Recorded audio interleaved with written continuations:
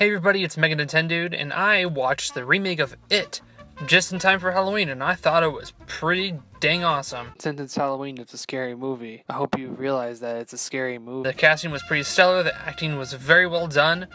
Bill Skarsgård as Pennywise finds a great balance between silly and creepy, and it's going to be probably debatable whether he was better than Tim Curry in the original 1990 remake, because that was probably the best part of that movie, but we'll see what people think of it. Finn Wolfhard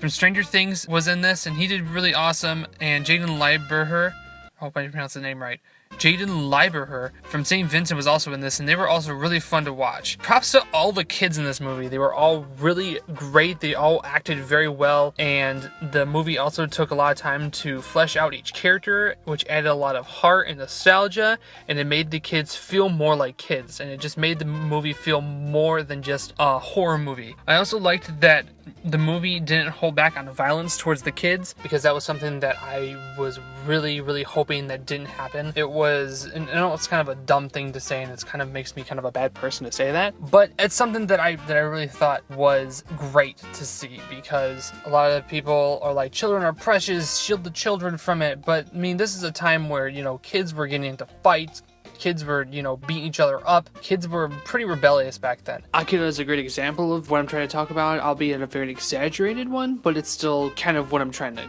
get at with this. This violence towards kids is pretty accurate, but I mean, even this movie kind of goes a bit overboard, but it's in a good way, since it is a horror movie. So I mean, these kids are, you know, almost getting their faces bit off. One kid gets his arm ripped off. I'm not going to tell you who or when it happens pretty early on in the movie, so just from that, you'll probably kind of guess who it is. But it is a very creepy scene, and it's just one of many creepy scenes in this movie, because this movie is really freaking creepy. Holy crap, it's creepy. The cinematography, imagery, and editing in this movie is very interesting and very creepy to look at. There are very subtle elements in some of the scenes that build up to the actual scare very creepy, and it makes it all the more, and it just makes it all the more tense when it's not spelled out for you, or when it's just completely glossed over, and it makes some of the scenes very effective in their scares. It's not all effective. I mean, some of them don't hit bullseyes, and that's kind of a shame, but it's also very refreshing to see a movie that doesn't rely on cheap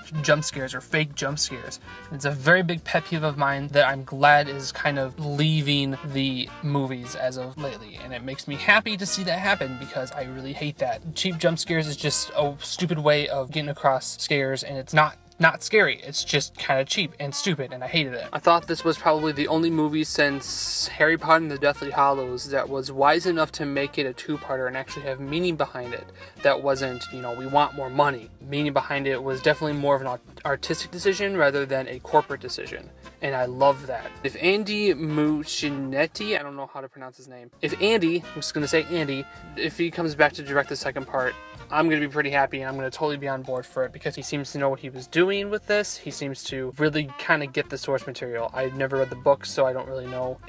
He really knew how to give this movie heart, knew how to give this movie scares that were effective. It made for a very tense movie, and I loved it. I loved it. Overall, I enjoyed the movie, and it made for a very strong Stephen King adaptation, probably my favorite adaptation, actually, next to The Mist. And it made me excited to see what part 2 has to offer, and made me excited to see what Andy Muschietti, I'm so sorry. It makes me more excited to see what this director will be able to work on in the future. I'm giving it a 9 out of 10.